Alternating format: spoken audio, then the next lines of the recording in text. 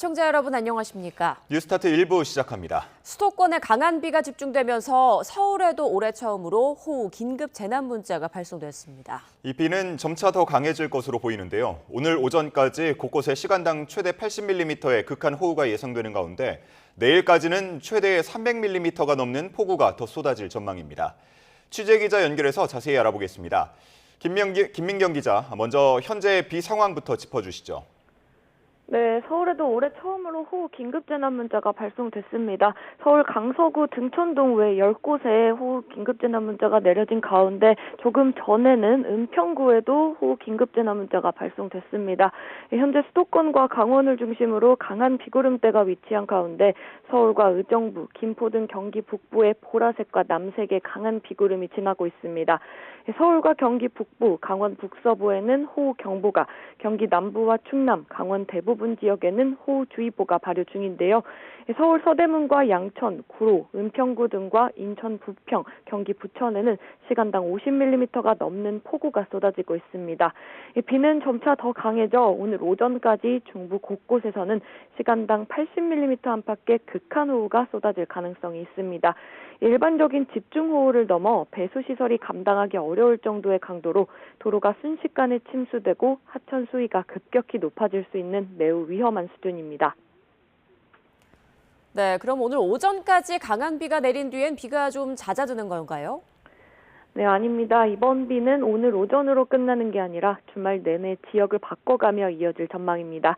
특히 강원과 충청, 전북, 경북에는 오늘 밤부터 내일 새벽 사이에 다시 시간당 최대 50mm의 강한 비가 예상됩니다. 내일까지 총 예상 강수량은 수도권과 강원에 300mm 이상, 충청 북부는 250mm 이상, 전북과 경북에는 150mm 이상입니다. 이미 많은 비가 내린 상태에서 추가 강수가 이어지는 만큼 계곡과 하천은 순식간에 물이 불어날 수 있고 산사태 위험도 더욱 커질 걸로 보입니다. 밤 사이에는 하천 근처와 저지대 접근을 자제하고 재난 문자가 발송되면 즉시 안전한 곳으로 대피하는 게 중요합니다. 지금까지 과학기상부에서 YTN 김민경입니다. 네, 방금 들어온 속보 전해드리겠습니다. 들으신 것처럼 서울 곳곳에 호우특보가 내려진 가운데 많은 비가 내리고 있는데요. 조금 전 서울 목감천 너부대교에 홍수주의보가 발령됐다라는 속보가 들어왔습니다. 주변에 계신 분들은 피해 없도록 각별히 안전에 유의해야겠습니다. 예. 자, 한 가지 소식 더 전해드리겠습니다. 서울 은평구에 호우 긴급 재난 문자가 발송됐습니다. 시간당 60mm의 호우가 쏟아지고 있어서 은평구에 호우 긴급 재난 문자가 지금 현재 발송이 됐습니다. 3시간 동안 90mm가 넘는 비가 쏟아지고 있는 것으로 보이는데요. 해당 지역 주민들께서는 문자를 잘 확인하시고 행동 요령도 잘 맞춰서 대피하시면 좋겠습니다. 네, 들으신 것처럼 현재 수도권 전역에 호우특보가 내려진 가운데 많은 비가 쏟아지고 있습니다. 특히 경기 북부 대부분 지역에는 호우 경보가 내려졌는데요. 파주시에 나가 있는 취재기자 연결합니다. 윤태인 기자. 네, 경기 파주시 문산역 인근입니다. 네, 그곳에도 비가 거세게 쏟아지는 것 같은데 현장 상황 자세히 전해주시죠. 네, 저희 취재진이 이곳에 30분 전쯤에 도착해서 상황을 살펴봤는데요. 도로에는 물이 모두 고여 있고 또 이곳에 오는 길에도 전광판에 안전에 유의하라며 감속 운전하라는 안내문이 떠 있기도 했습니다. 또 현재도 장대비가 쏟아지면서 앞이 잘 보이지 않는 상황입니다. 예, 제가 지금 나와 있는 경기 파주시는 오늘 새벽 3시를 기점으로 호우경보가 발효됐습니다. 호우경보는 3시간 강우량이 90mm 이상 예상되거나 12시간 강우량이 180mm 이상 예상될 때 발령됩니다. 이외에도 경기 북부 전역에 호우경보가 내려졌고 그 외 수도권 전역도 호우경보나 호우주의보 등 특보가 내려진 상태입니다. 행정안전부는 호우경보가 내려진 지역 등에 대해 재난문자를 보내기도 했는데요. 당국은 하천 주변과 계곡, 급경사지 등 위험지역을 출입하지 말고 위험 상황이거나 대피 권고를 받으면 즉시 피하라고 당부했습니다. 네, 이렇게 폭우로 물이 불어나면 관련 사고가 나지 않을까 걱정도 큰데요. 지자체도 대비에 나섰다고요. 네, 서울시와 경기도는 폭우에 대비해서 선제적으로 재난안전대책본부 비상대응체계를 가동했다고 결정했다고 밝혔습니다. 경기도는 어젯밤 8시를 기해 재난안전대책본부 비상 2단계를 가동하고 기상 악화 대비에 나섰습니다. 침수에 대비해서 오늘 새벽 2시 기준으로 하천 산책로와 둔치 주차장 등 모두 5,931곳을 선제적으로 통제하고 도로 일시 침수 한 건에 대해 현장 배수 조치 완료했다고 설명했습니다. 서울시도 어젯밤 10시부로 제대본 비상대응체계 1단계를 발령해 전체 하천 29곳과 둔치 주차장 4곳의 출입을 통제했습니다. 지금까지 경기 파주시 문산역 인근에서 YTN 윤태인입니다. 어젯밤 짧은 시간 강하게 쏟아진 비에 대구 경북 지역에서는 피해가 잇따랐습니다. 현장 상황 알아보겠습니다. 염혜원 기자, 대구 경북 지역에 많은 비가 집중됐었는데요. 많은 피해 신고가 접수됐다고요? 네, 그렇습니다. 어젯밤부터 대구에는 비가 집중적으로 쏟아졌는데요. 가장 많은 비가 쏟아진 건 대구 지산동입니다. 보시는 화면은 지산동의 한 주택 주차장인데 내부에 물이 가득 차서 배수 작업을 벌이고 있습니다. 하지만 토사가 밀려와서 배수 작업도 쉽지 않았고 배전반도 물에 잠겨서 건물의 전기도 끊겼습니다. 곳곳에서 도로도 물에 잠겼는데요. 신천 동로는 도로와 산책로가 완전히 물에 잠겨서 현재는 경찰이 차량 통행을 전면 금지한 상황입니다. 대구 신천동의 동신교 하단에서도 범어천에서 불어난 물에 도로가 잠기면서 차량들이 역주행해서 현장을 빠져나와야만 했습니다. 황금동에서는 하수구에서 물이 솟아오르면서 역류해서 도로가 침수됐습니다. 주변 아파트 주민들은 침수 우려 때문에 지하 주차장에서 차량을 빼서 인도 위로 옮기기도 했다고 전했습니다. 폭우 탓에 대구에서는 모두 100건이 넘는 침수 신고가 접수됐습니다. 또 침수된 도로에서 차량 안에 고립됐던 운전자 2명이 구조됐고 강풍과 호우로 나무가 고압선로를 건드리며 신천동과 신암동에서 400세대가 정전됐다가 2시간 만에 복구되기도 했습니다. 강원도 영월군 상동읍 31번 국도는 낙석이 발생해서 전면 통제됐습니다. 이 여파로 태백시도 어평 휴게소에서 영월 방향으로 차량 통행을 금지시켰습니다. 네, 많은 비가 내리면서 중앙재난안전대책본부도 어젯밤부터 가동되고 있죠. 네, 그렇습니다. 행정안전부는 어젯밤 9시를 기해서 중앙재난안전대책본부를 가동한다고 밝혔습니다. 어젯밤 10시 기준 전국의 피해 상황도 점검했는데 다행히 아직 인명피해는 없습니다. 주택과 도로가 침수되어 배수 지원을 한 게 5곳, 토사와 낙석이 유출된 경우가 71건입니다. 경북 구미시에서는 한 가구가 물에 잠겨서 일가족이 숙박시설로 대피했고 김천시는 산사태주의보를 발령하고 입산 금지 조치를 내렸습니다. 북한산과 팔공산, 월악산, 계룡산 등 전국 10개 국립공원 217개 구간도 통제돼 있습니다. 중대본은 잠시 뒤인 오전 6시 밤사이 전국 피해 상황을 집계해서 발표합니다. 지금까지 사회부에서 YTN 염혜원입니다. 지난 장마 집중호우로 큰 피해를 본 충청 지역에 또다시 폭우가 예보됐습니다. 일상으로 돌아가기는커녕 아직 복구도 끝나지 않아 주민들 근심이 이만저만이 아닙니다. 오태인 기자입니다. 중정비가 폭우에 무너진 제방을 복구합니다. 불어난 하천물에 직격탄을 맞은 비닐하우스는 처참했던 모습 그대로입니다. 자식처럼 애써 키운 농작물은 손 쓸 수도 없을 정도로 망가졌습니다. 사람과 장비가 들어가지 못할 정도로 아직 땅이 질어 어디서부터 손을 대야 할지 막막합니다. 지난 9일 충북 지역에 내린 폭우로 피해를 본 농작물이 무려 220헥타르에 이릅니다. 차가지고 토마토가 다 터지고 넝쿨이 다 죽고 그랬어요. 지금 수확을 못했어요. 그냥 다 상품이 아니라 다 터져가지고 그냥 아까우니까 따서 좀 논아주고 그렇게 했는데 뭐 손해는 많이 봤죠. 엎친 데 덮친 격으로 아직 복구도 채 끝나기 전인 충청 지역에 또다시 많은 비가 예보됐습니다. 주말부터 1시간에 최대 80mm 극한 호우가 내릴 전망입니다. 또 일요일까지 충청 북부에는 최대 250mm까지 쏟아질 것으로 보여 주민 걱정이 커지고 있습니다. 무섭지. 얼마나 떨어졌는지 모르나 저거 물 들어서 왔다 갔다가. 아이 겁나지. 그래 물이 들어오는데 안 겁나? 아이고 무서운데 그만해. 앞선 폭우로 지반이 약해지고 논밭과 하천 주변도 물을 머금고 있어 다시 강한 비가 내리면 하천 범람과 침수가 발생할 가능성이 큽니다. 인명피해까지 우려되면서 저지대 접근을 피하고 침수지대에선 안내에 따라 신속히 대피하는 행동 요령이 필요합니다. YTN 오태인입니다. 또 매년 장마철이면 집중호우에 차량이 침수돼 차 안에 고립되는 사고가 반복되곤 하는데요. 수위가 50cm만 돼도 차량 문 개방이 어려울 수 있어 그 전에 탈출해야 하고 만일에 대비해 비상탈출 망치를 상시 구비해야 합니다. 유사시 대응 요령을 차유정 기자가 전해드립니다. 지난해 7월 기록적인 폭우가 쏟아졌던 충남 서산.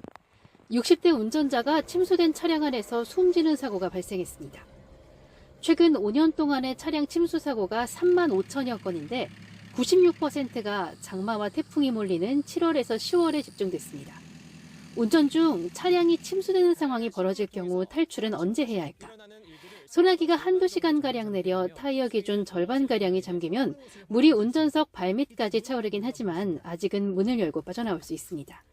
비가 더 집중적으로 내려 수위가 50cm, 타이어가 80%가량 침수된 상황. 차문 하단을 통해 물이 유입되는 이때부터는 차량 안팎의 수압 차이로 문을 열기가 어렵습니다. 이 때문에 물이 타이어 절반을 넘어 차오르고 있다면 당장 주행을 멈추고 탈출해야 합니다.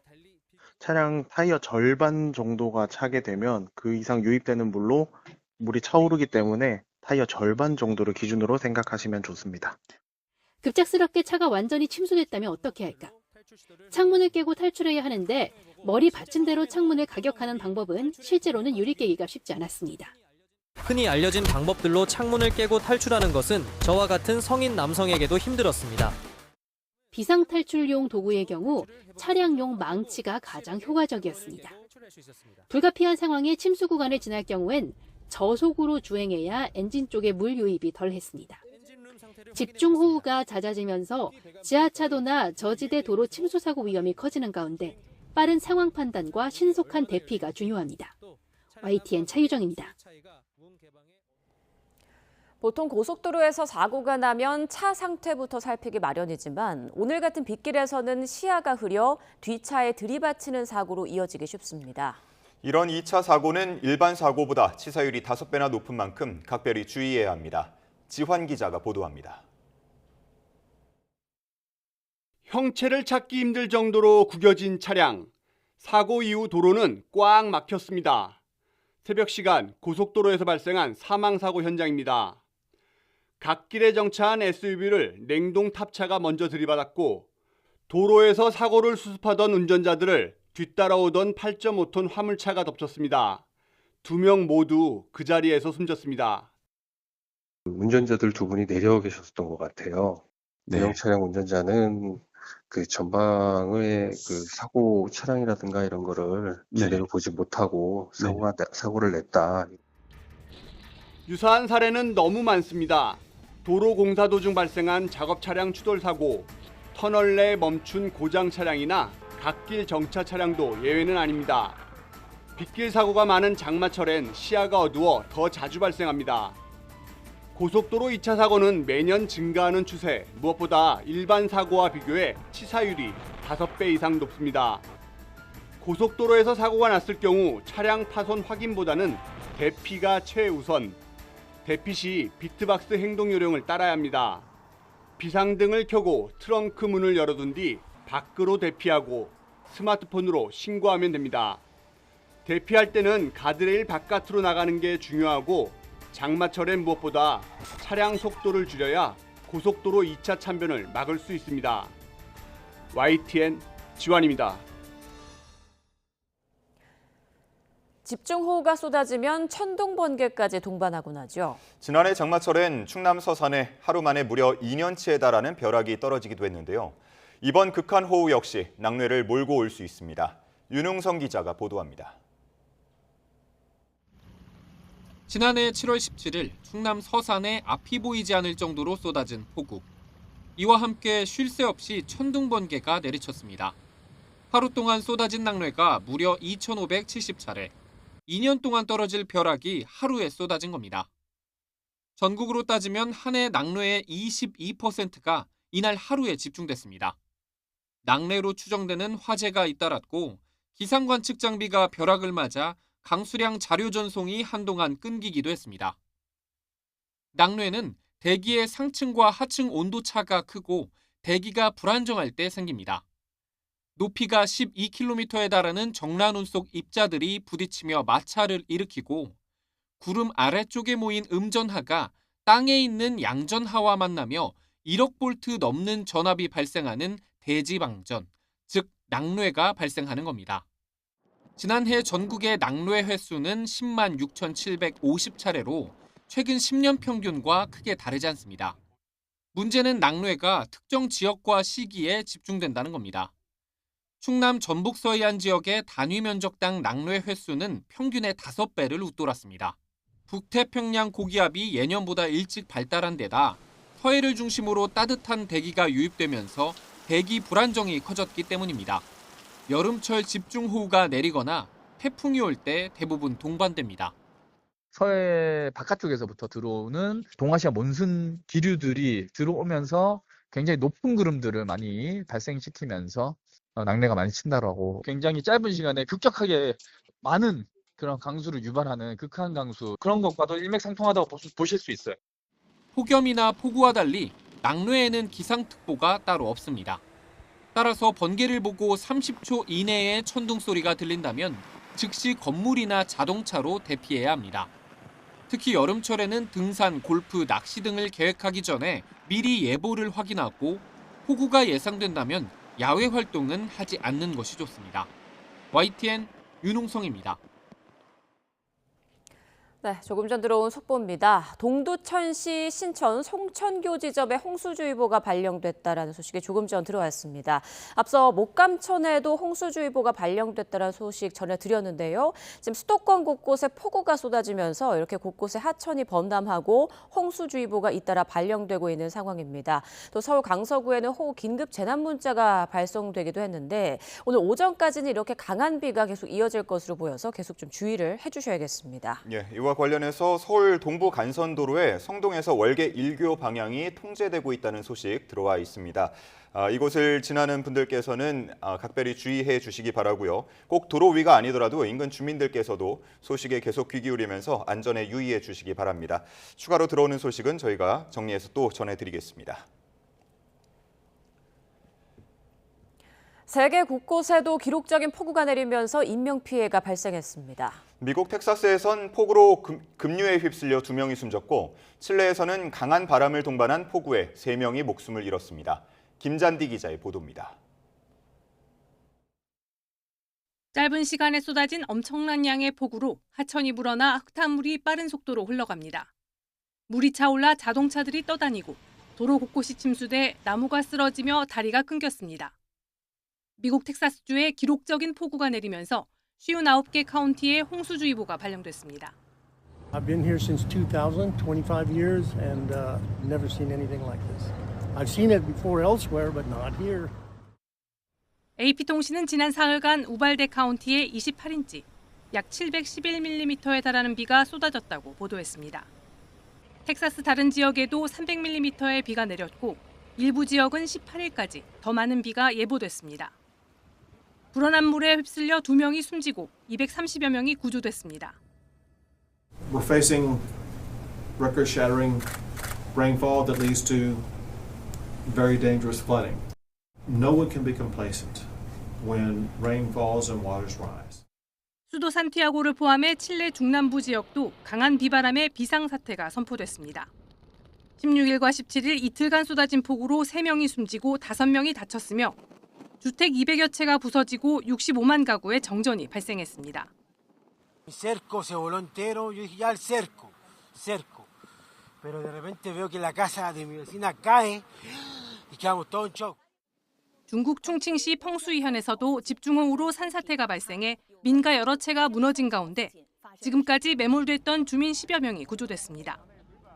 중국 관영 CCTV는 17일 오전 9시쯤 펑수이에서 산사태가 발생해 구조 작업을 벌이고 있다며 몇 명이 더 매몰됐는지는 확인 중이라고 보도했습니다. YTN 김잔디입니다. 강원도 강릉 영동고속도로 대관령 터널 안에서 4중 추돌 사고 뒤 차량에 불이 났습니다. 다행히 인명피해는 없었지만 고속도로가 통제되면서 연휴에 이동하는 차량들이 큰 불편을 겪었습니다.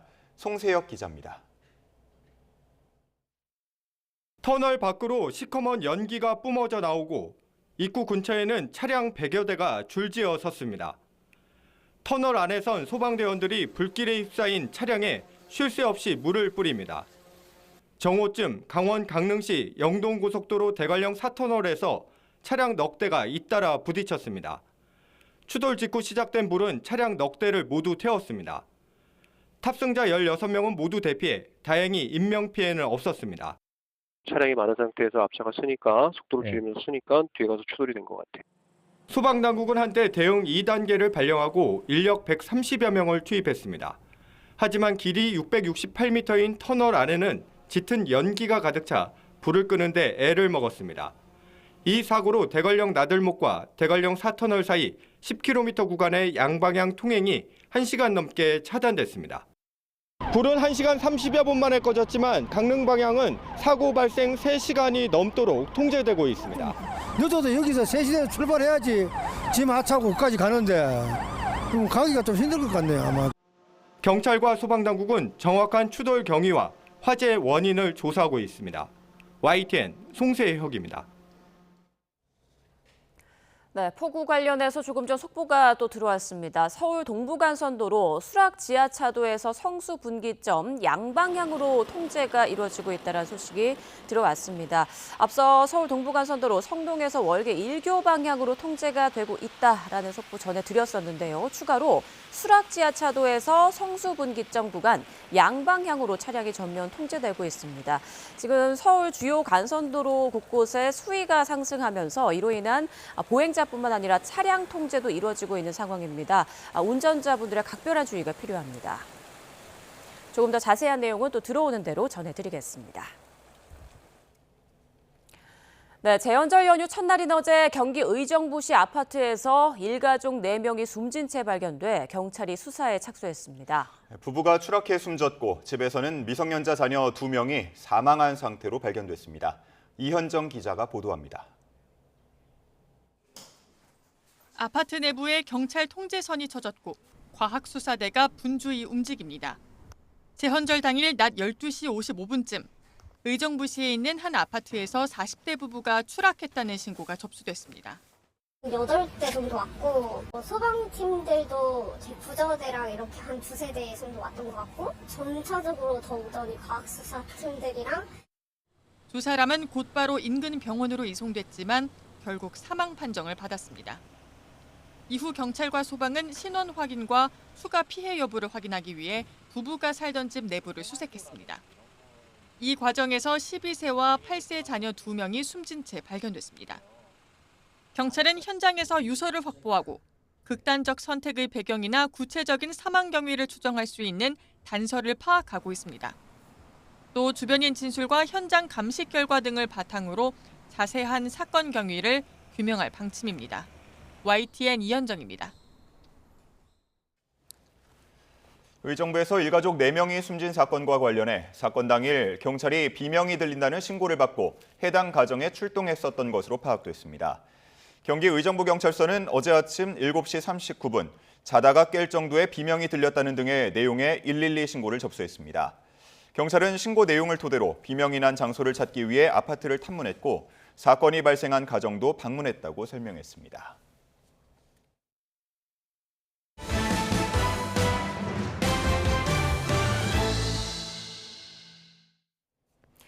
이재명 대통령이 제헌절을 맞아 12.3 비상계엄 사태 극복에 참여했던 시민들을 청와대로 초청해 감사를 표했습니다. 누구도 헌법 위에 군림하려 해서는 안 된다며 12월 3일을 국민주권의 날로 정하겠다고 약속했습니다. 홍민기 기자입니다. 제78주년 제헌절을 맞아 이재명 대통령이 시민들을 청와대로 초청했습니다. 12.3 비상계엄에 맞선 시민들의 정신을 계승하기 위한 대통령 직속 비체위원회 출범을 함께 기념하는 행사를 연 겁니다. 국민 주권 정신을 되새기고 국민의 손으로 민주주의를 지켜낸 비체혁명을 기념하기 위해 이 자리에 함께 모였습니다. 이 대통령은 헌법과 민주주의를 지킨 건 계엄군을 온몸으로 막고 남태령에서 농민들과 연대하고 은박담요로 밤을 지새운 시민들 덕분이었다고 감사를 표했습니다. 그러면서 이제는 그 누구도 헌법 위에 군림하려 해서는 안 된다며 12월 3일을 국민 주권의 날로 지정해 기념하겠다고 약속했습니다. 국민 모두가 그날의 의미를 함께 기억하고 민주주의의 가치가 다음 세대에 영원토록 온전히 계승될 수 있게 하겠습니다. 권력은 국민으로부터 나온다는 헌법의 기본 원칙을 공직자들이 항상 되돌아봐야 한다면서 자신도 노력하고 있다고 강조했습니다. 이번 행사에선 계엄 직후 충남에서 달려와 계엄군을 막은 시민과 은박 담요를 두른 이른바 키세스 시위를 처음 이끌었던 시민 등이 감사장을 받았습니다. 이 대통령은 시민들과 함께 12.3 비상계엄 사태를 다룬 다큐멘터리 영화도 관람했습니다.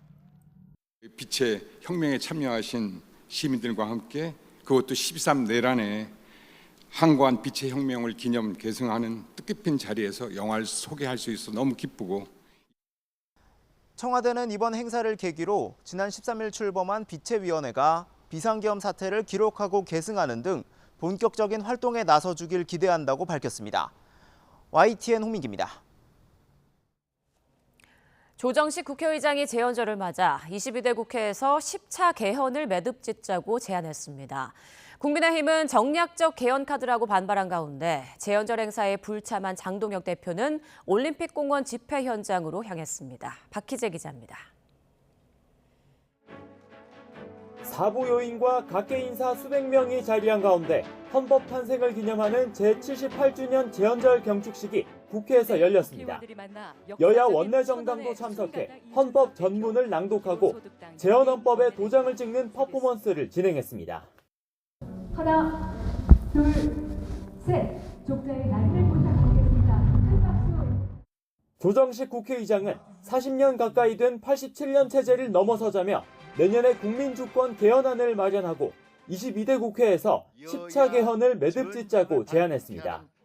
개헌안 주요 내용으로는 5.18 정신 수록과 대통령 계엄 선포권 제한, 선거관리 개혁 등을 꼽았습니다. 여야 정당이 합의하고 정부와 국민이 모두 동의할 수 있는 최대 공약수를 찾아 합의한 부분은 국민 투표로 이어지도록. 민주당은 곧바로 화답했습니다. 개헌 특위를 조속히 구성해야 한다며 국민의힘을 향해 본격적인 논의를 시작하자고 촉구했습니다. 국회 의석수로 볼 때 사실상 야당 협조가 필수인데 국민의힘 반응은 냉랭하기만 합니다. 국민의힘은 헌법적 독주의 연장선상에서 제기된 개헌이라고 반발하면서 특위 구성 제안에는 논의해보겠다는 원론적인 입장만 밝혔습니다. 기본권과 관련되는 중대한 개헌 논의가 졸속으로 진행돼서는 안 된다는 특정 정치 세력의 정치적 이익을 위해서 활용되어서는 안 된다는 그런 강한 의지를 가지고 있고요. 장동혁 대표는 경축식에 불참한 대신 올림픽공원으로 향해 재선거 집회에 힘을 실었습니다. 재연절에도 원구성을 둘러싼 신경전이 이어졌는데 민주당은 국민의힘을 향해 보이콧을 멈추고 하루빨리 국회 정상화에 응하라고 촉구했습니다. 국민의힘도 재연절을 맞아 조속히 국회로 복귀해 오직 국민과 민생을 위해 최선을 다해줄 것을 촉구합니다. 여야 모두 개헌 논의 필요성에는 공감대가 있지만 여러 이해관계가 맞물리며 관련 논의는 앞으로 나아가지 못하고 있습니다. 당장 원구성 협상과 선관위 특검 추천권 등 쟁점부터 해결해야 본격적인 개헌 논의가 시작될 수 있을 것으로 보입니다. YTN 박희재입니다. 8.17 전당대회를 앞둔 더불어민주당 안에선 잡음이 끊이지 않고 있습니다. 이번에는 송영길 의원과 김용전 민주연구원 부원장의 후보 자격 미달 논란이 제기된 건데 가까스로 출마의 길은 열렸지만 계파 사이 갈등은 최고조로 치닫고 있습니다. 황보혜경 기자입니다. 송영길 의원과 김용전 부원장의 발목을 잡은 건 당비 납부 요건이었습니다. 민주당 당규상 당직 선거에서 피선거권을 가지려면 6개월 전까지 입당하고 12개월 동안 6차례 이상 당비를 내야 합니다. 그런데 송 의원은 돈봉투 살포 의혹으로 2023년 탈당했다가 무죄 확정 뒤 지난 2월 복당해 후보 등록 첫날 기준으로 6개월이 지나지 않았고 김용 전 부원장은 수감 기간 계좌가 동결돼 정상적으로 당비를 내지 못한 겁니다. 소명을 위해 한달음에 국회로 달려온 이들은 민주당이 검찰 탄압의 상징을 자격 미달이라 부른다며 예외 인정을 강력 촉구했습니다. 피해자를 이렇게 취급하면서 윤석열 검찰을 비판하고 검찰 개혁을 논하는 것은 자기 모순이 아닌가 생각합니다. 하지만 당내 반발도 만만치 않았습니다. 한 차례 긴급 심야 최고위 간담회에서 친정청래계 최고위원들이 예외 규정 적용에 제동을 걸며 결론을 내지 못했습니다. 이튿날 소집된 최고위원 회의에서 친청계 최고위원 한 명이 표결 직전 퇴장한 끝에 예외 인정의 문을 열어주기로 결론을 냈습니다. 예외 규정을 둬달라고 하는 거는 똑같은 당원 입장에서 이건 너무 지나친 과도한 혜택이고. 앞서 정청래 전 대표가 SNS에 당규상 구제 조항이 있는 만큼 원만하게 조치해달라고 밝힌 가운데 결국 친청계도 이를 수용한 것 아니냐는 해석도 나옵니다. 이어진 당무위원회에서도 해당 안건이 무사 통과되며 두 사람은 가까스로 최종 출마 자격을 얻었습니다. 하지만 또 다른 당권 주자인 고민정 의원과 김보미 전 강진군 의원이 공정성 문제를 제기하는 등 반발 기류는 여전합니다. 과거 비슷한 사례로 출마가 좌초됐던 박지현 전 비대위원장도 청년은 안 되고 686은 된다는 선언으로 이중잣대에 참담함을 느낀다고 비판의 목소리를 냈습니다. 후보 등록은 마무리됐지만 형평성 논란에 불씨는 남았습니다. 전당대회 룰 개정부터 후보 자격 논란까지 잇따른 개파 간 충돌로 당 내홍도 깊어지는 모습입니다. YTN 황보혜경입니다. 장윤기 사건 이후 정치권에선 보안 수사권 폐지 공방이 계속되고 있죠. 국민이 피해본다는 국민의힘의 반대 속에 민주당은 당내 신중론과 강경파의 신경전까지 불거지는 모습입니다. 권남기 기자입니다. 주요 증거인 케이블 타인을 숨겼고 수사팀엔 성범죄로 몰지 말란 지시가 내려졌습니다. 우리 채은이의 억울함을 풀어줄 것이라고 믿었던 경찰이 우리 편이 아니라 살인마의 편이었습니다. 경찰의 성범죄 은폐 시도를 검찰 보안 수사로 밝혀낸 장윤기 사건을 고리로 국민의힘은 대여 공세 수위를 끌어올렸습니다. 당내 회의 발언부터 강력범죄 피해자와의 토론회까지 경찰 부실 수사 사례를 부각하며 보안 수사 존치 여론전이 한창입니다. 경찰은 제 속옷에 팬티까지도 감식을 검찰이 송치를 하지 않았었고 관련해서 이 청바지에 겉핥기식으로 경찰 송치 사건 등의 한정에 보안 수사를 살려두는 대체 법안을 소속 의원 전원 명의로 발의하며 폐지안에도 맞불을 놨습니다. 보안 수사권 폐지가 1987년에 이루어졌다면 탁친이 억하고 죽었다는 브리핑은 진실이 되고 말았을 것입니다. 반면 보안 수사권 폐지 법안을 밀어붙이던 더불어민주당은 여론 악화와 당내 이견에 일단 숨고르기에 들어갔습니다. 최근 의원총회에선 10명 가까이 전면 폐지가 걱정된다는 발언을 내놨고 언론 인터뷰나 법안 발의로 공개 반대에 나선 경우도 부쩍 늘었습니다. 왜 보안 수사권 완전 폐지가 검찰 개혁의 완성인지 명확하게 설명하지 않으면 그건 선동이라고 생각해요. 당 지도부도 수기가 필요하다며 한 발 물러섰는데 여권 일각에선 폐지 법안을 섣부르게 처리했다간 다음 총선에서 역풍을 맞을 수 있다는 우려도 감지됩니다. 보안 수사권 폐지 관련해서는 형소법 관련해서는 당론으로 의결한 적이 없습니다. 다만 강성 당원의 지지를 등에 업은 범여권 강경파는 보안 수사권을 조금이라도 남기면 검찰 개혁은 지연될 거라며 전면 폐지 입장을 굽히지 않고 있습니다. 관련 법안을 심사 중인 강경파 중심의 국회 법사위도 속도전을 이어가는 모습입니다. 그동안 검사가 어떤 일을 했는지 제일 하이라이트는 윤석열 아닙니까?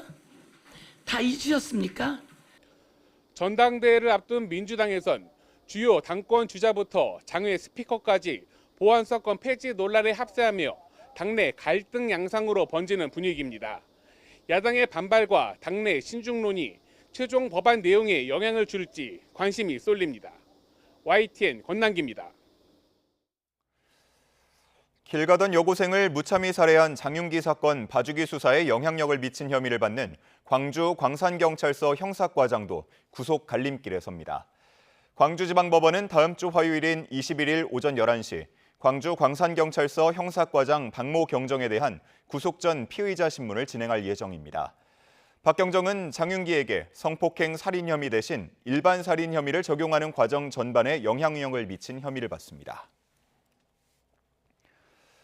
장윤기 사건 후속 대책으로 경찰이 순환 인사제 강화를 검토하고 있습니다. 순환 대상자와 주기, 범위 등이 쟁점이 될 전망입니다. 최하영 기자가 보도합니다. 경찰이 장윤기 사건 후속 대책으로 순환 인사제 손질에 들어갔습니다. 경찰 수사 내부 비리 근절 및 민주적 통제 방안을 신속하게 추진할 방침입니다. 하지만 방침일 뿐 구체적 윤곽은 아직입니다.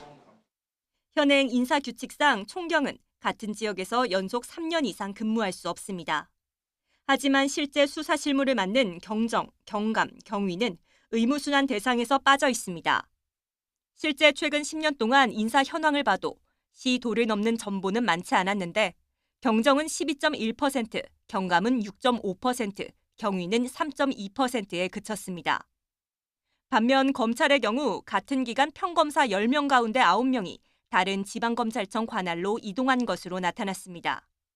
유재성 경찰청장 직무대행은 경감 중에도 수사팀장이 있고 실무자가 있어서 고민이 필요하다며 직무별 차등 적용 가능성을 열어뒀습니다.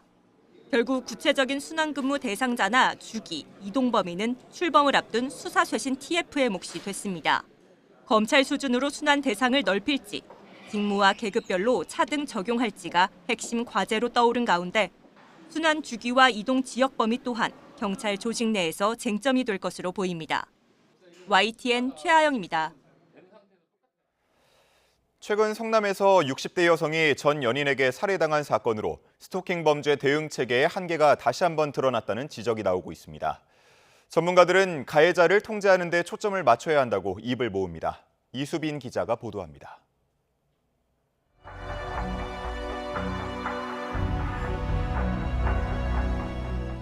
지난 3월 남양주에서 40대 남성 김훈이 교제했던 20대 여성을 스토킹한 끝에 살해했습니다. 피해 여성은 스토킹과 가정폭력 신고로 수차례 위험 신호를 보냈지만 전자장치 부착이나 구속영장 신청 같은 적극적인 가해자 격리 조치가 늦었던 것으로 드러나면서 경찰의 대응이 도마 위에 올랐습니다. 경찰은 과거 피해자의 신고 사건 등을 종합적으로 고려하여 보복 목적이 있는 것으로 보고 이후 경찰은 가해자의 위험성 평가 기준을 손질하고 신병 확보를 적극적으로 검토하겠다며 관계성 범죄 대책을 내놨습니다. 그런데 넉 달이 채 지나기도 전에 60대 여성이 과거 연인에게 살해당했습니다. 피해 여성이 경찰에 신고하고 스마트워치까지 받았지만 스토킹 굴레에서 벗어나지 못했다는 점에서 남양주 사건과 판박이었습니다. 전문가들은 가해자의 위험성 평가를 더 구체화하는 건 물론 격리 조치도 더 적극적으로 시행해야 한다고 말합니다. 현재는 14개 기준 가운데 3개 이상 해당할 경우 7일 안에 구속영장과 전자장치 유치 동시 신청을 적극 검토하도록 했습니다. 이번 사건의 경우 평가 항목 중 결별 요구 1개만 해당돼 불구속 수사를 진행한 것으로 파악됐습니다. 그런 만큼 영장 신청 기준을 지금보다 완화해 적용 범위를 넓혀야 한다는 지적이 나옵니다. 내용적으로도 스토킹 피해 신고 횟수뿐만 아니라 신고 간격 등 스토킹이 심화되는 양상을 꼼꼼히 살펴봐야 한다는 목소리도 있습니다. 그 기준도 14개 항목을 넘어서 조금 더 세분화할 필요가 있고 가해자와 피해자의 그동안의 관계라든가 피해자도 왜 그렇게 지금 반응을 하는지와 사건 하나하나에 공을 좀 들여야 되거든요. 이를 통해 결국 가해자에 대한 통제를 강화하는 게 피해자 보호를 위해 중요하다는 겁니다. 제재할 것인가에 거기에 모든 자원을 동원해야 되는 것이지 스마트워치 하나 딸랑 쥐어주면서 잘 도망다니거나 이거를 빨리 누르라던가 이런 식으로는 피해자를 어느 방식으로든 지킬 수 없습니다. 관계성 범죄 관리가 한계를 드러낸 가운데 피해가 발생한 뒤 대응하는 데 그치지 않고 범행 자체를 예방할 수 있는 실효성 있는 대책 마련이 필요해 보입니다. YTN 이수빈입니다. 수사기간 30일 연장을 핵심으로 하는 특검법 개정안 처리가 추진되는 가운데 종합특검팀은 막판 수사 속도전에 돌입했습니다. 다만 연이은 구속영장 기각을 거론하며 무리한 수사가 아니냐는 일각의 비판도 적지 않습니다. 박광열 기자가 보도합니다. 기본 수사기간 90일에 30일 연장이란 두 차례 카드까지 모두 사용한 종합특검. 오는 24일 수사기간 종료를 앞두고 추가 30일 연장을 골자로 하는 특검법 개정을 요청했습니다. 동시에 막판 수사에도 속도를 내는 분위기입니다. 수사기간 연장 명분에 열쇠를 쥔 추가 조사 필요성을 부각하려는 의도란 해석도 나옵니다. 실제 종합특검은 수사기한 만료를 3일 남긴 오는 21일 각종 의혹의 정점으로 꼽히는 김건희 씨를 처음으로 불러 조사합니다. 김건희를 소환하여 김호진 등을 통해 관저공사 업체 선정에 관여하였다는 혐의 사실에 대하여 조사를 진행할 예정입니다. 서울 양평고속도로 백지화 선언 관련 직권남용 혐의를 받는 원희룡 전 국토부 장관 첫 압수수색, 윤석열 체포방해 의혹 관련 국민의힘 나경원, 김기현 의원에 대한 출석 통보도 비슷한 포석으로 풀이됩니다. 다만 일각에선 물음표 섞인 시선도 감지됩니다.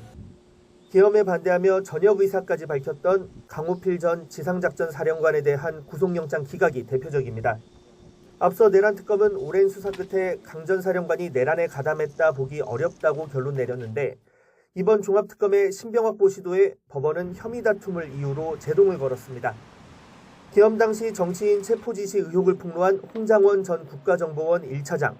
국회 진입 명령에도 서강대교를 넘지 말라고 병력에 지시해 대통령 훈장까지 받은 조성현 전 수방사 1경비단장도 내란 특검의 혐의 없음 결론을 뒤집고 수사선상에 이름을 올렸습니다. 국회를 통제하는 문제도 그렇고 또 의원을 끌어내라는 문제를 과업도 그렇고 그것을 들었던 군인 누구도 그걸 정상적이라고 생각하지는 않았을 것으로 저는 생각합니다. 종합특검에 의해 줄줄이 입건된 증인들이 진행 중인 재판에서 증언을 거부하며 진실규명에 차질이 생길 수 있다는 우려도 제기됩니다. YTN 박광열입니다. 트럼프 미국 대통령 집권 2년 차에 접어들면서 미국과 중국에 대한 지구촌의 호감도가 역전됐다는 설문 결과가 나왔습니다. 유럽의 전통 우방 국가들에서 중국 선호도가 커진 가운데 아시아의 동맹국들은 여전히 미국 선호가 높았습니다. 신호 기자가 조사 결과를 분석했습니다. 올해 초 그린란드를 편입하겠다는 트럼프 대통령 발언은 미국과 유럽의 갈등을 키웠습니다. 트럼프의 나토 폄하 발언에 영국 총리는 모욕적이라며 사과까지 요구했습니다. You know, they'll say they sent some troops to Afghanistan or this or that. And they did. They stayed a little back, a little off the front lines. And so I consider President Trump's remarks to be insulting and frankly appalling. 이 같은 외교적 갈등 관계는 유럽에서 미국에 대한 호감도가 중국에 뒤지는 결과로 이어졌습니다. 미국의 비영리 연구기관인 퓨 리서치 센터 조사에서 트럼프 대통령 집권 2년 차인 올해 영국에서 중국의 호감을 느끼는 사람이 46%로 미국의 41%보다 높게 나타났습니다. 3년 전 50% 넘던 미국에 대한 호감도가 중국에 역전당한 현상은 프랑스와 독일, 캐나다 등 미국의 전통적 우방 국가에서 올해 동시에 발견됐습니다.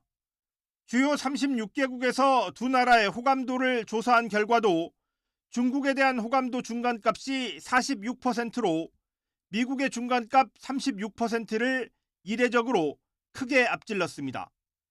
반대로 우리나라를 비롯해 일본과 인도 등 아시아 국가에서는 미국에 대한 호감도가 중국보다 훨씬 높은 것으로 조사됐습니다.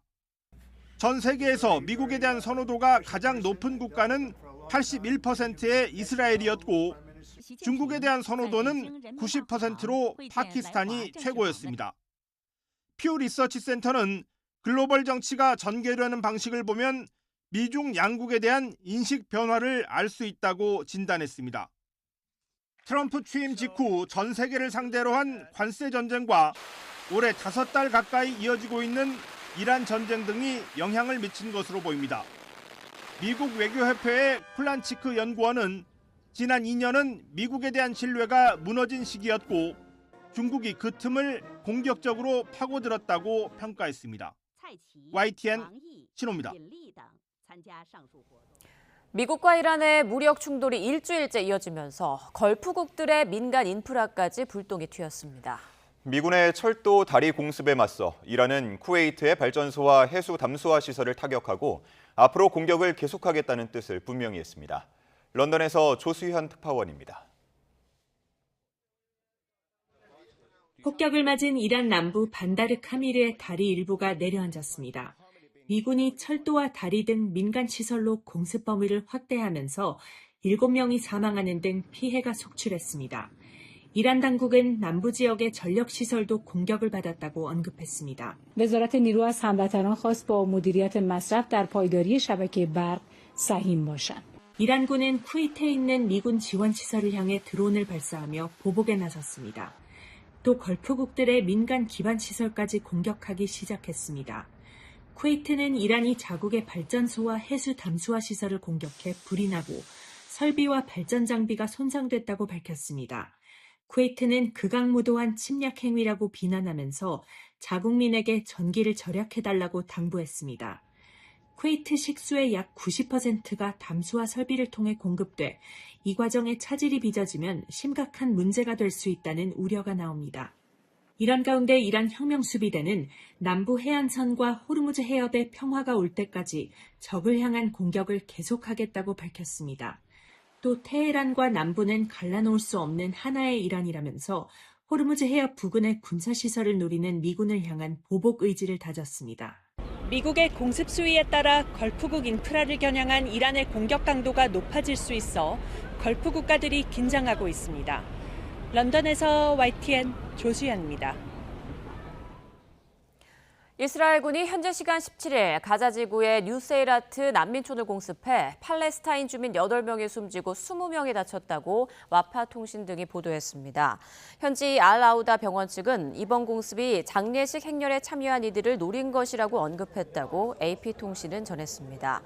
이 장례식은 이날 오전 이스라엘군의 공격에 숨진 이들을 기리는 것이었다고 아나돌루 통신이 현지 목격자들을 이용해 보도했습니다. 네, 조금 전 또 폭우 관련해서 속보가 추가로 들어왔습니다. 행주대교 남단 행주 1교 하부도로가 전면 통제되고 있다는 소식입니다. 지금 수도권 곳곳에 폭우가 쏟아지면서 차량 통제가 이루어지고 있습니다. 행주 1교 하부도로 벌말로 김포시계에서 행주대교 남단 양방향으로 수위 상승으로 전체가 통제되고 있는 상황입니다. 또다시 추가 소식 들어오면 전해드리겠습니다.